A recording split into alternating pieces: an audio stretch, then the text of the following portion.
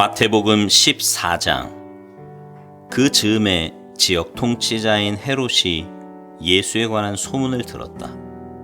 그는 신하들에게 말했다. 죽은 세례자 요한이 다시 살아난 것이 틀림없다. 그래서 그 사람이 능히 기적을 행하는 것이다.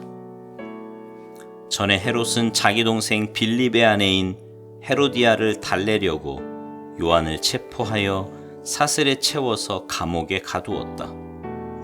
요한은 헤롯과 헤로디아의 관계가 불륜이라고 말해 헤롯을 자극했다. 헤롯은 그를 죽이고 싶었으나 요한을 하나님의 예언자로 우러르는 사람들이 하도 많아서 두려웠다. 그러나 그의 생일 잔치 때 기회가 왔다. 헤로디아의 딸이 손님들을 위해 춤을 추어 여흥을 돋우었다. 헤롯의 마음이 녹아버렸다. 술김에 흥분한 그는 딸에게 원하는 것이면 무엇이든 주겠다고 맹세했다. 이미 어머니의 지시를 받은 딸은 준비가 되어 있었다. 세례자 요한의 머리를 쟁반에 담아주세요. 왕은 한순간 정신이 번쩍 들었다. 그러나 그는 손님들에게 체면을 잃고 싶지 않아서 그대로 했다. 요한의 목을 베어 쟁반에 담아 소녀에게 주라고 명한 것이다. 딸은 그것을 가져다가 자기 어머니에게 주었다. 나중에 요한의 제자들이 시신을 거두어 엄숙히 장례를 치르고는 예수께 알렸다. 예수께서 그 소식을 들으시고는 배를 타고 빠져나가 혼자 외딴 곳으로 가셨다. 그러나 허사였다. 그분을 본 사람이 있어서 금세 소문이 퍼졌다. 곧 인근 여러 마을에서 많은 사람들이 걸어서 호수를 돌아 그분이 계신 곳으로 왔다. 사람들이 오는 것을 보자 그분은 못내 불쌍한 마음이 들어 아픈 사람들을 고쳐주셨다. 저녁 무렵에 제자들이 예수께 다가와 말했다. 여기는 시골이고 시간도 늦었습니다. 사람들을 돌려보내 마을에 가서 저녁을 먹게 해야겠습니다. 그러나 예수께서 말씀하셨다. 보낼 것 없다. 너희가 저녁을 주어라. 그들이 말했다. 우리에게 있는 것이라고는 빵 5개와 물고기 2마리뿐입니다. 예수께서 말씀하셨다. 이리 가져오너라. 그분은 사람들을 풀밭에 앉히셨다.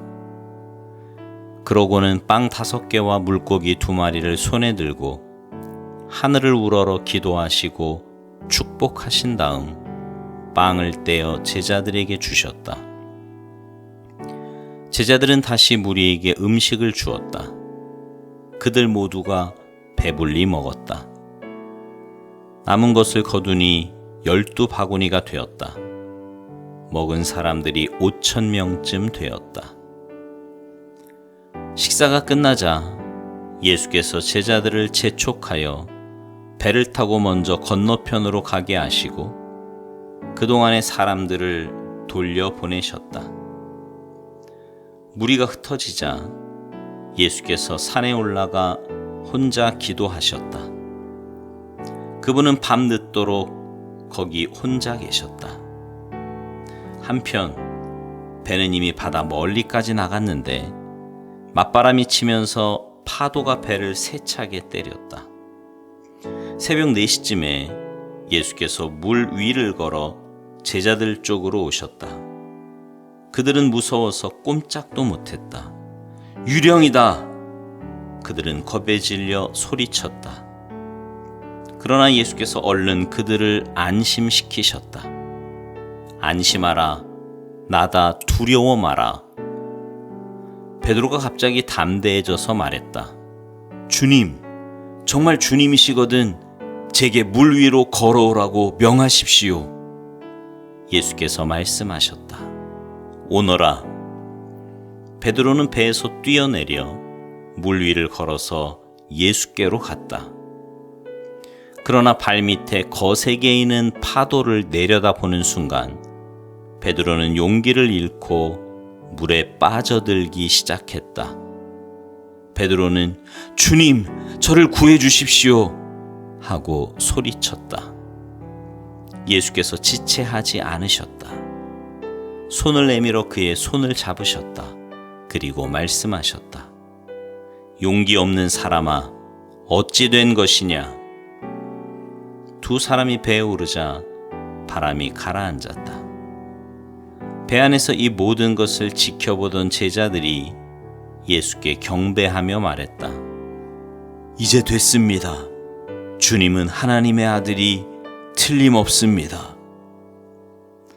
돌아온 그들은 게네사렛에 배를 댔다. 사람들이 예수께서 오신 것을 알아채고는 근방에 두루 알려서 모든 병자들을 불러 모았다. 병자들은 그분의 옷자락을 만지게 해달라고 청했다. 그분을 만진 사람은 누구나 병이 나았다. 마태복음 15장. 그 후에 예루살렘에서 바리새인과 종교학자들이 예수께 와서 흠을 잡았다. 당신의 제자들은 왜 제멋대로 규정을 어깁니까? 예수께서 바로 되받으셨다. 그러는 너희는 어째서 너희 규정을 빌미 삼아 제멋대로 하나님의 계명을 어기느냐? 하나님은 분명히 너희 부모를 공경하라 하시고 또 누구든지 부모를 욕하는 사람은 반드시 죽여야 한다고 말씀하셨다. 그러나 너희는 부모에게 드려야 할 것이 있어도 부모 대신에 하나님께 예물로 바쳤습니다 말하면서 그 계명을 회피하고 있다. 그것이 어떻게 부모를 공경하는 것이라고 하겠느냐? 너희는 너희 규정으로 하나님의 계명을 무효로 만들고 있다. 이 사기꾼들아, 너희 같은 사기꾼들에 대해 이사야가 전곡을 찔러 잘 말했다. 이 백성이 입바른 말을 거창하게 떠벌리지만 그들의 마음은 딴 데 있다. 겉으로는 나를 경배하는 듯해도 진심은 그렇지 않다. 무엇이든 자기네 구미에 맞는 가르침을 위해 내 이름을 팔고 있을 뿐이다. 예수께서 무리를 불러놓고 말씀하셨다. 잘 듣고 마음에 새겨두어라. 너희 삶을 더럽히는 것은 너희가 입으로 삼키는 것이 아니라 너희 입에서 토해내는 것이다. 나중에 제자들이 와서 예수께 말했다. 바리새인들이 주님 말씀을 듣고는 얼마나 못마땅해 하는지 아십니까? 예수께서 무시해버렸다. 하늘에 계신 내 아버지가 심지 않으신 나무는 다 뿌리째 뽑힐 것이다.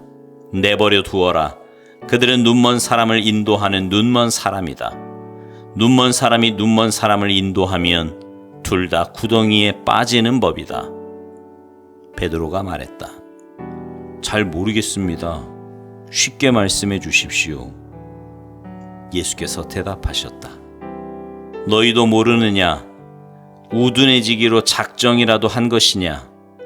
무엇이든지 입으로 삼키는 것은 장으로 들어가서 결국 배설되는 것을 알지 못하느냐? 하지만 입에서 나오는 것은 마음에서 비롯된 것이다. 우리가 토해내는 악한 논쟁과 살인과 간음과 음란과 도둑질과 거짓말과 악담이 모두 마음에서 나온다.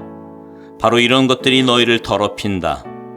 어떤 음식을 먹고 안 먹고 손을 씻고 안 씻고는 전혀 상관없는 일이다.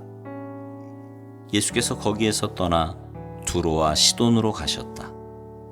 그들이 도착하기가 무섭게 그 지방에 사는 가나안 여자가 다가와 간청했다. 다윗의 자손이신 주님, 불쌍히 여겨주십시오. 제 딸이 악한 귀신에 들려 몹시 괴로워하고 있습니다. 예수께서 여자의 말을 무시하셨다. 제자들이 다가와 불평했다. 여자가 우리를 귀찮게 합니다. 어떻게 좀 해주십시오.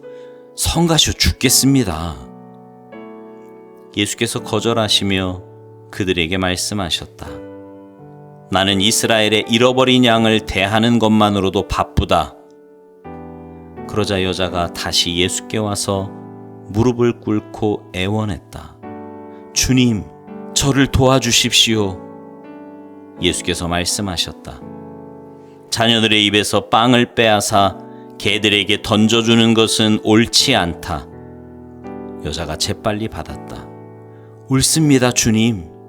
하지만 구걸하는 개들도 주인의 상에서 떨어지는 부스러기를 먹습니다. 예수께서 뜻을 굽히셨다. 여자야, 내 믿음이 남다르다. 내 소원대로 되었다. 그 즉시 여자의 딸이 낳았다. 예수께서 돌아오셔서 갈릴리 호숫가를 걸어 산에 올라가셨다. 거기에 자리를 정하시고 사람들을 맞을 채비를 하셨다. 수많은 사람들이 중풍병자와 눈먼 사람과 다리를 저는 사람과 말 못하는 사람과 그 밖에 도움이 필요한 사람들을 예수께서 어떻게 하시나 보려고 그분 발 앞에 데려왔다.